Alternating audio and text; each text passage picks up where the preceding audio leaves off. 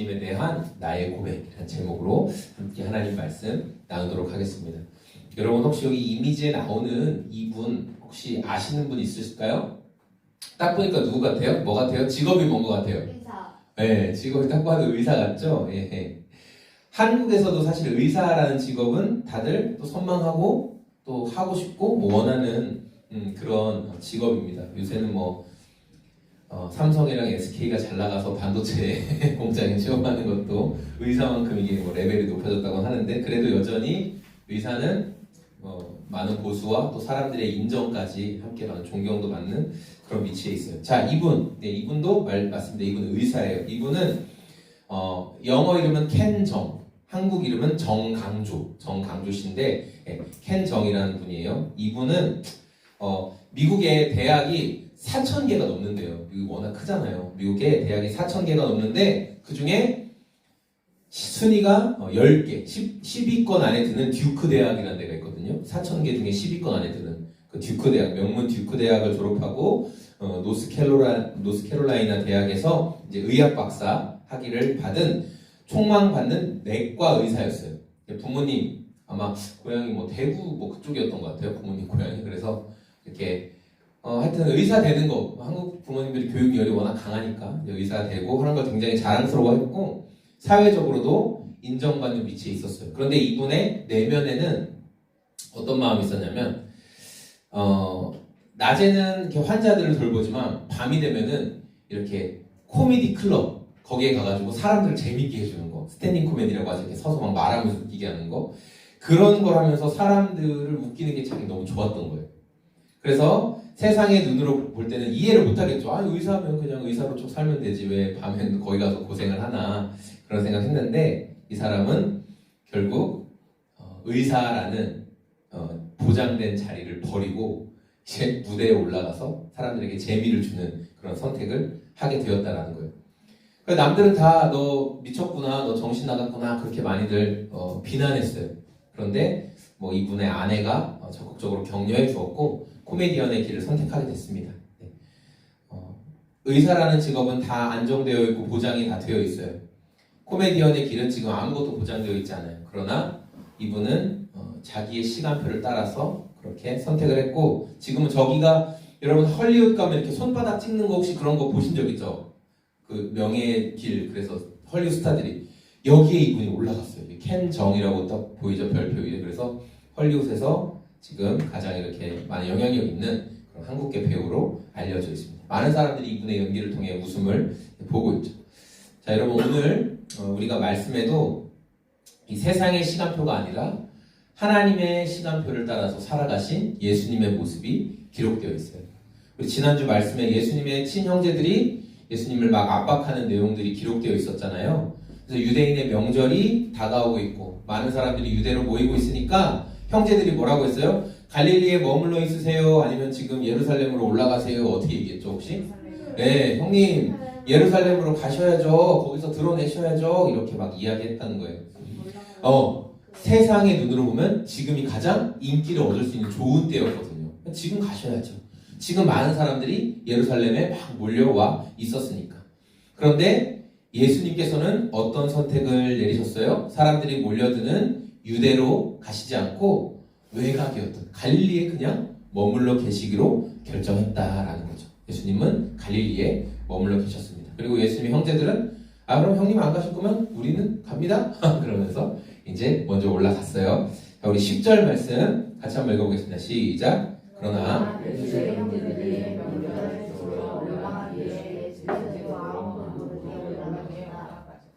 네, 예수님이 지금 공개적으로 예루살렘에 딱 등장하시면 말이라도 한 마리 타고 따그닥 올라가시면 엄청나게 많은 사람들이 지금 예수님한테 와 바로 저분이에요 하면서 막 인기를 이렇게 끌 수밖에 없는 상황이었는데 예수님은 어떻게 올라가셨대요? 아무도 모르게 올라가셨다는 거예요. 왜 그러셨을까요? 예수님은 사람의 방식이 아니라 하나님 아버지의 뜻, 하나님 아버지의 때를 기다리시는 분이셨기 때문이에요. 예수님이 이 명절 기간에 아무도 모르게 따로 올라가셨다는 말씀을 통해서 예수님은 세상의 요구와 방식을 그대로 따르지 않으시는 분이다라는 것을 우리가 말씀을 통해 알게 되죠. 그리고 이제 11절 말씀을 보니까 거기에 모여있던 많은 유대인들이 예수님을 찾고 있었다라는 말이 기록되어 있습니다. 우리 11절 말씀 자 한번 볼게요. 명절에 유대 사람들이 예수를 찾으면서 그 사람이 어디에 있소? 라고 했어요. 여러분 이 유대인들이 예수님을 왜 찾고 있을까? 이 요한복음에 등장하는 어떤 유대인 무리들, 이 사람들은 어떤 사람들이냐면 예수님을 적대하는 사람들이에요. 종교 지도자들. 이 사람들이 예수님을 굉장히 적대시했어요. 그래서 이들의 목적은 뭐였냐면 예수님을 잡아서 감시하고 감옥에 가두려고 하고 심지어 할 수만 있다면 없애버리려고 하는 그런 사람들이었어요.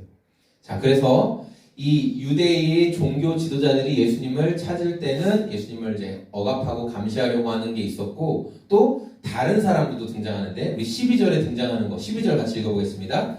우리 가운데서는 예수를 보고 난리나다가 그러는 우리를 좋은 사람이라고 하고 그러는 우리를 욕하는 사람이라고 하였다. 네, 예수님에 대해서 두 가지 제가 하이라이트 해놨는데 두 가지 평가가 있었습니다. 한 가지는 긍정적인 평가, 한 가지는 부정적인 반응이었어요. 예수님을 좋은 사람입니다. 선한 선생님입니다. 라고 보는 반응이 있었고 또 사람들을 현혹시키는 거짓 선지자다. 라고 보는 그런 반응이 있었다는 거예요. 여러분 예수님은 사람들이 요구하는 세상의 시간표가 아니라 하나님의 시간표를 따라서 움직이셨다라는 것을 저희가 계속 말씀을 나누고 있어요. 그래서 친형제들이 원하는 시간이든 또 다른 사람들이 원하는 시간이든 그 시간이 아니라 하나님의 시간표를 따라서 예수님께서 움직이셨어요. 또 예루살렘에서 많은 사람들이 예수님에 대해서 이런 말도 하고 저런 말도 했었다라는 거예요.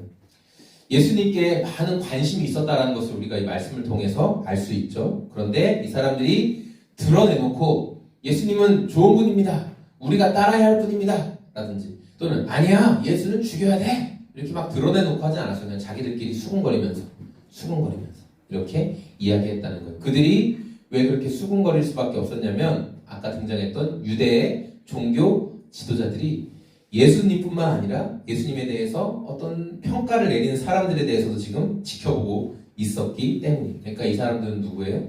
사람들의 눈을 두려워하고 있는 거죠. 사람들이 나를 어떻게 볼까? 나에 대해서 어떻게 반응할까? 저와 여러분들, 오늘 말씀을 함께 듣고 있는 저와 여러분들이 사람을 두려워함으로 예수님을 믿는 신앙을 드러내지 못하고 숨기고 있지 않냐. 성경은 우리에게 지금 질문하고 있다는 거예요. 저는 오늘 말씀을 통해서 예수님을 믿는 성도가 어떤 마음을 품고 그런 세상을 살아가야 할지에 대해서 함께 나누고자 합니다. 우리가 세상 가운데 이 예수님을 드러내기 위해서 가져야 될 신앙의 모습 첫 번째가 뭐냐면 하나님의 때를 기다리면서 나의 조급함을 내려놓아야 한다라는 거죠. 우리 10절 말씀 다시 한번 읽어보겠습니다. 10절 시작. 그러나 예수의 형제들이 영절을 지키러 올라간 뒤에 예수께서도 아무도 모르게 올라갔다. 네, 예수님께서 이 친형제들의 아빠 같이 갈릴리에 머물러 있으면서 형님 빨리 종교의 중심지인 예루살렘으로 가십시오라는 그런 압박을 친형제들이 했어요. 그런데 예수님을 조롱하듯이 그런 말을 막 하는데도 불구하고 예수님께서 올라가시지 않았죠. 그 말을 듣고는 올라가지 않으셨어요. 네. 우리도 이렇게 자의 반 또 타의 반으로 세상의 어떤 요구를 받게 돼요. 우리 주변에서 우리를 부추기면서 너 지금 이렇게 해야 되는데 이렇게 좀 해라 하면서 막 부추겨요. 그리고 우리 스스로도 뭔가 답답한 마음에 나는 이렇게 가치 있는 사람이야 라는 것을 막 드러내고 싶다는 거예요. 여러분 요새 그 젊은이들한테 굉장히 인기 있는 드라마가 있거든요. 최근에 이제 방영한 건데 제목이 뭐예요? 모두가 자신의 무가치함과 싸우고 있다. 제목 진짜 갈수록 여러분 이제 제목도 난해하지 않습니까? 이제 철학을 담은 거죠. 제목이 저거예요. 제목이. 자, 이 제목에서 말하는 것처럼 이 다 같은 동료들이었고 친한 사이였는데 학생 때는 저기 나온 것처럼 옛날엔 다 친했다. 우리가 다 아무것도 아닐 때는. 그런데 어느 순간 누군가는 작가로서 영화 감독으로 막 이렇게 성공하고 데뷔하고 그렇게 막 되고 있어요. 그러나 이 드라마에서 얘기하는 것은 성공했다고 말하는 사람이나 여전히 막 거의 10년도 넘게 계속 작품도 쓰고 하지만 당선 한 번 못 되는 너나 사실 우리는 다 삶에서 허둥대며 살아간다. 이제 그런 이야기를 하고 있어요. 성공했다라고 먼저 데뷔해서 성공했다라고 말하는 사람들이 오히려 다른 사람들의 시선을 너무 의지하고 막 괴로워하고 하는 모습이 나타나고 10년도 넘게 영화 데뷔도 못하고 작품도 당선이 안 됐던 이 드라마의 주인공은 오히려 자기의 시간표를 살아가요. 나는 될 거야. 그래서 차곡차곡 자기 시나리오를 계속해서 만들어 가고 있어요. 예수님의 친형제들이 지금 예루살렘으로 가야 됩니다. 예수님, 형님, 지금 갈릴리 시골에 머물러 있으면 안 됩니다. 라고 이야기하는데 예수님은 그럼에도 불구하고 그들의 말을 듣지 않고 갈릴리에 머물러 계셨어요. 여러분, 예수님이 할 수 있는 능력이 없어서 갈릴리에 머물러 계신 게 아니라는 것을 우리는 다 알고 있습니다. 예수님은 왜 머물러 계셨을까요? 하나님의 때를 기다리시는 거예요. 우리를 계속 자극하는 조급함이 있어요. 너 이제 좀 드러내야지. 너가 뭔가 성공해서 뭔가 보여줘야지 라고 하는 그런 마음이 끊임없이 우리 안에 일어나거든요. 그런데 우리가 예수님이 보여주신 모범을 따라서 하나님이 때를 열어주실 때까지 하나님이 열어주실 때까지 기다릴 줄 아는 그 믿음의 삶을 우리가 살아가야 된다는 거예요. 또 우리가 세상 가운데 예수님을 드러내기 위해서 해야 될 두 번째 이렇게 살펴보기 원하는 것은 예수님에 대한 분명한 고백이 있어야 한다는 거예요. 예수님에 대한 분명한 고백. 우리 12절 말씀 같이 한번 읽어보겠습니다. 우리 가운데서는 예수를 두고 말되는 말이다. 그러면 그를 좋은 사람이라고 말하고 더러는 우리를 미혹하는 사람이라고 말하였다. 예수님에 대해서 사람들의 반응이 두 가지로 갈리는 것을 우리가 볼 수 있습니다. 어떤 사람은 예수님은 좋은 사람이야 라고 이야기했어요. 여기서 좋다라는 헬라어 뜻은 어떤 뜻을 갖고 있냐면 도덕적으로 선하다, 훌륭한 선생님이다 라는 뜻을 가지고 있어요. 자, 반대로 말하는 사람들은 뭐였어요? 예수는 백성을 속인다, 백성을 미혹하는 자다 이렇게 평가했어요. 그런데 이 미혹하는 자다, 속이는 자다라는 평가가 신명기 13장에 등장하는 내용이거든요. 신명기 13장에는 거짓 예언자들을 어떻게 처리해야 되는지를 강력하게 말씀하는 내용이 나오는데요. 우리 한번 같이 보겠습니다. 눈으로만 보세요. 예언자나 꿈으로 점치는 자들, 당신들을 미혹하는 자들이라는 거예요. 그래서 이런 자들은 어떻게 해요? 제일 아래쪽에 보면 죽여야 합니다. 그 악을 뿌리째 뽑아버려야 합니다. 거짓 예언자들을 살려두래요? 없애버리래요? 없애버리라고 분명히 얘기했잖아요. 그래서 이스라엘 사람들이 예수님을 미혹하는 자다, 거짓 선지자다 라고 말하는 그 뒷면에는 뭐가 담겨 있는 거예요? 예수는 살려야 된다, 죽여야 된다? 죽여야 된다. 예수 없애버려야 된다. 그런 내용이 담겨 있는 거예요. 자, 예수님에 대해서 이 무리들의 반응이 완전히 갈라지는 것을 볼 수 있죠. 어떤 무리는 좋은 분이야, 선한 선생님이야, 좋은 가르침을 주시는 분이야 라고 말하는데 어떤 무리는 거짓 선지자이기 때문에 없애버려야 돼 이렇게 말하는 서로의 의견이 달랐다라는 거예요. 자, 그런데 여러분, 예수님을 도덕적으로 훌륭한 선생님으로 보는 관점과 거짓 예언자로 보는 관점 중에 둘 중에 어떤 게 맞을까요? 어떤 게 맞을까요? 퀴즈! 선한 선생님으로 보는 게 맞을까요? 거짓 선지자로 보는 게 맞을까요? 선한 선생님. 여러분은 저의 함정에 빠졌습니다. 둘 다 틀렸죠. 예수님은 분명히 선한 선생님이며 선한 일도 하셨어요. 그러나 우리 인생에 예수님은 그냥 선한 선생님이야 정도로 머물러야 한대요. 예수님은 뭐예요? 내 인생의 구원자와 뭐예요? 주님이에요. 주님. 예수님은 내 인생을 구원해 주시고 나의 주인이시라는 거예요. 그러니까 우리가 예수님이 선생님이면 좋은 말 하시면 내 생각에 좋은 말 하시면 따를 수 있고 내 생각에 좋은 말 안 하시면 안 따를 수 있는 거죠. 여러분도 그렇게 배웠잖아. 선생님이 이렇게 가르쳤는데 너네 생각이랑 좀 다른 것 같으면 안 따라도 된다. 뭐 그런 얘기도 들어봤죠. 그런데 만약에 예수님이 주인이라면 그 말을 함부로 어길 수 있어요? 없어요? 없는 거예요. 주인의 말은 그냥 듣는 거예요. 예수님은 그래서 선생님이 아니라 우리 인생의 주인이시다. 우리가 좋은 분이에요, 선한 선생님이에요 라고만 말하는 건 불완전한 고백이에요. 그러나 예수님이 내 인생의 구원자와 주인이세요라고 말하는 것이 정말 우리가 예수님을 하나님의 아들로 인정하는 태도인 거죠.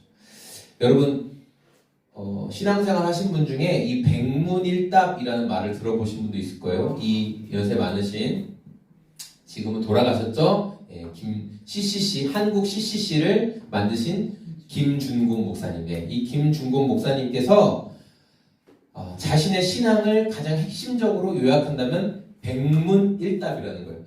100가지 질문, 그러니까 이 100가지 질문은 뭐 1000가지가 될 수도 있고 10,000가지가 될 수도 있어요.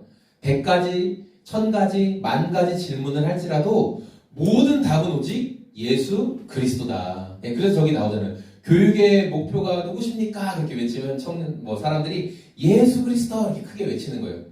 우리가 오늘 이 땅에 살아가야 할 이유가 무엇입니까? 예수 그리스도 이렇게 크게 외치는 거예요. 네.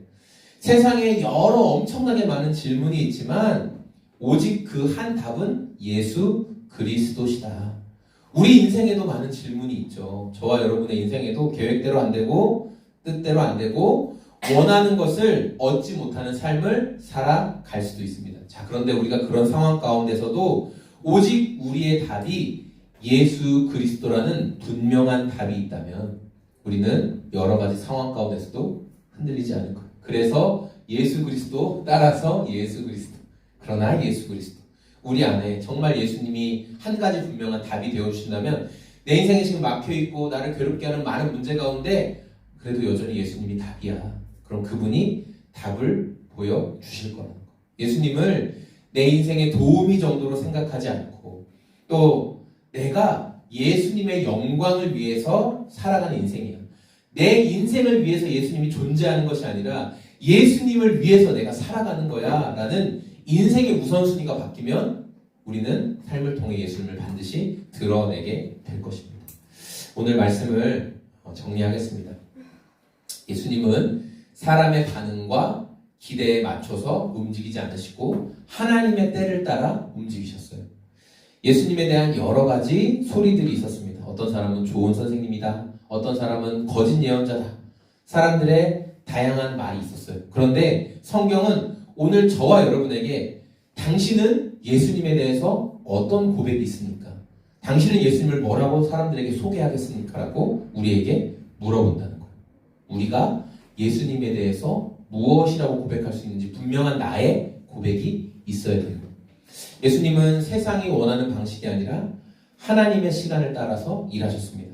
각자 많은 사람들이 다양한 이유로 예수님을 찾았어요. 예수님을 감시하기 위해서. 또 예수님이 선한 선생님이라고 찾아오고 또 아니야 예수는 없애버려야 돼 거짓 선지자야. 하여튼 각자 다양한 생각을 가지고 예수님을 찾아왔어요. 그러나 중요한 거 그 많은 사람들이 자기가 가지고 있는 예수님에 대한 생각을 자신 있게 말하지 못했던 것은 다른 사람들의 시선, 종교 지도자들의 시선을 두려워해서 내 신앙을 고백하지 못했다는 거예요. 오늘 우리도 예수님에 대한 분명한 믿음이 있는지, 그래서 우리가 만나는 사람들에게 예수님에 대해서 분명하게 말할 수 있는 고백이 있는지를 점검해 봤으면 좋겠어요. 예수님이 정말 나를 구원해 주셨고 나에게 영원한 생명을 주신 분이라면 우리 삶에 일어난 여러 문제 가운데 우리가 그렇게 근심하거나 그렇게 낙심할 필요가 없어요. 왜냐하면 예수님 때문에 나에게 영원한 생명이 있으니까. 그분이 주신 영원한 기쁨이 내 안에 있다면 우리는 인생에 일어나는 수많은 문제들로 인해 그렇게 크게 완전히 무너져 버리거나 포기하지 않을 거예요. 예수님 때문에. 저희 교회는 매일 성경을 가지고 그 큐티를 하고 있거든요. 네. 강제사항이 아니에요. 그냥 각자 하시면 돼요. 그래서 그냥 예전에 제가 큐티한 것도 계속 올려드리고 했었는데 요새는 그냥 강제사항은 아니고. 근데 이제 요새 나오는 본문이 야곱이 이제 나오는 장면이거든요. 야곱. 창세기에 야곱과 에서 이야기를 여러분 기억하시는 분이 있을 거예요. 야곱이 원래는 그 복이 야곱에게 주어질 원래가 복이었어요. 원래부터. 그러나 주려고 이삭이 했었고, 그런데 어머니 리브가가 이렇게 작전을 짜가지고 하여튼 야곱이 복을 가로채서 축복을 먼저 받았어요. 그리고 에서가 너무 화가 나서 야곱 이놈 사기꾼 놈 내가 없애버릴 거다. 아버지만 돌아가셔봐라. 너 내가 죽여버릴 거다. 그래서 무서워서 도망가죠. 그래서 외삼촌 집에서 20년의 세월 동안을 거기서 타향살이를 합니다. 근데 하나님이 그때도 야곱과 함께 계셔 주셔서 많은 뭐 아내와 또 자녀들과 또 많은 짐승들을 얻게 이제 야곱이 거부가 됐어요. 그리고 이제 하나님이 20년이 지나서 이제 너 고향으로 돌아가라 이렇게 말씀하시거든요. 그래서 이제 고향으로 돌아가려고 할 때 야곱이 그냥 돌아가요? 아니면은 에서를 무서워서 여러 작전을 사용해요? 여러 작전을 사용하죠. 그래서 그 자기의 짐승과 가족들을 세 대로 나눠가지고 1, 2, 3 이렇게 선물을 3단 콤보로 이렇게 보내요. 한 번에 다 가지 않고. 자, 그런데 중요한 건 형 에서가 자기를 환영해서 이렇게 선물을 보고 환영해서 맞아들인다는 소문이 들리지 않고 400명의 군사를 준비해서 자기에게 달려오고 있다는 소문을 들었어요. 군사를 데리고 왜 달려와요? 환영할 거면 그냥 한 몇 명만 오면 되잖아요. 400명 데리고 군사 데리고 온다는 건 다 쓸어버리겠다는 의미잖아요. 그래서 야곱이 먼저 가족과 재산을 한 대, 두 대, 세 대를 보낸 다음에 너무 두려웠어요. 그래서 야복 나루터에서 홀로 남아 있었는데 거기서 정체를 모르는 한 분이 찾아오십니다. 네, 그리고 야곱과 그 한 사람이 밤새도록 씨름하죠. 네, 빨리 나를 놔라. 그런데 야곱이 절대 못 놓겠습니다 하면서 끝까지 매달려요. 맞아요. 그래서 그 해가 점점 떠오는 것을 보면서 그 존재가 야곱의 고관절을 팍 때려가지고 다리를 못 쓰게 만들어요. 절뚝이게 만들었죠. 자, 그럼에도 불구하고 야곱이 끝까지 붙잡고 있으니까 그 존재가 하나님이나 또 하나님께서 보내신 사자가 너 이름 뭐야? 야곱입니다. 사기꾼이라는 이름인데 속이는 자라는 이름인데 네 이름은 이제 이스라엘이다 하면서 하나님의 백성으로 이름을 바꿔 주셨어요. 그리고 야곱이 그 다음날 절뚝거리면서 에서 형님한테 나아갔더니 야곱이 제일 앞장서서 갔는데 그때 에서가 야곱을 보니까 걷지도 못해요. 자기가 20년간 분노를 쌓으면서 저놈 내가 없애버려야 하지 하고 딱 맞닥뜨렸는데 야곱이 막 다리도 못 걸으면서 막 이 지팡이 지고 간신히 이렇게 오는 모습을 보니까 하나님이 에서의 마음에 긍휼한 마음을 주신 거예요. 그래서 형제가 서로 얼싸안고 이렇게 화해하는 장면이 기록되어 있어요. 하나님께서 에서의 마음 가운데 쌓여있던 그 분노의 가시를 뽑아주신 거예요. 근데 언제 뽑아주셨을까요? 야곱이 한 때, 두 때, 세 때의 그 엄청난 선물들을 뭐 거의 뭐 수천? 지금의 돈으로 한 사람 한 수십억 될 것 같은데 그쵸? 짐승을 수백 마리씩 보냈으니까 네, 그 수십억의 선물을 한 번 받고 두 번 받고 세 번 받았을 때 그 마음이 녹았을까요? 아니요. 그때는 군사를 준비하고 달려오고 있었다니까요. 언제? 야곱이 하나님 붙들고 씨름할 때 하나님 전 하나님 아니면 안 돼요. 저 좀 살려주세요 할 때 하나님께서 야곱의 문제를 풀어가 주신다는 거예요. 그러니까 내가 계획해서 머리 굴려서 답을 얻은 게 아니라 하나님께 매달렸더니 하나님이 답을 주셨다는 거죠. 그냥 오늘 이 말씀을 마무리하면서 우리가 예수님이 어떤 분이신지 정말 나에게 믿음의 고백이 있다면 그 예수님에 대한 고백 때문에 내가 생각하지도 못했던 문제의 답을 발견하고 또 문제가 풀어지는 것들을 우리가 볼 수 있어요. 세상의 눈을 두려워하면서 예수님에 대해서 계속 침묵하고 그분에 대해서 신뢰하지 못하고 있으면 우리 삶은 계속 어려움에 꼬입니다. 그러나 우리가 해야 될 것은 예수님 이 상황 예수님께 말씀드리겠습니다. 예수님의 도움을 구합니다. 예수님 저와 함께 해주십시오. 예수님 저희 구원자십니다. 저희 주인이시기 때문에 제 인생을 예수님이 책임지시는 분인 것 제가 믿습니다. 라는 저의 믿음의 고백을 드릴 때 하나님의 일하심을 경험할 수 있는 저와 소금 제작소의 모든 성도님들이 될 것입니다. 우리 그렇게 주님 신뢰하며 이번 한 주도 살아가시길 소망합니다. 아멘.